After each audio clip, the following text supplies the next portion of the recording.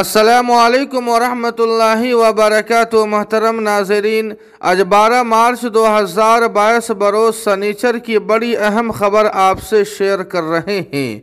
जी हाँ नाज़रीन किराम, आपको बतला दें कि मुसलमानों के बद से बदतर हालात को देखते हुए दारुल उलूम देवबंद के सदरुल मुदर्रिसीन और जमीयत उलमाए हिंद के सदर बावकार हज़रत मौलाना सैयद अरशद मदनी साहब दामत बरकातुहुम ने मुसलमानों से बड़ी अहम अपील कर दी है, जो हम आपसे भी शेयर कर रहे हैं।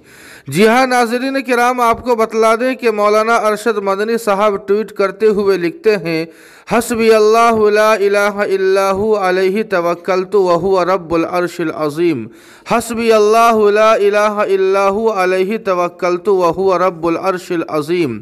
एक हदीस में है कि जो इंसान सुबह शाम ये कलिमात 7 मरतबा पढ़ता है तो अल्लाह ताला उसके हर काम को आसान फरमा देते हैं, यानी दुनिया और आखिरत के तमाम अहम कामों की किफ़ायत फरमा देते हैं। बहवाला अत-तरग़ीब और अबू दाऊद शरीफ।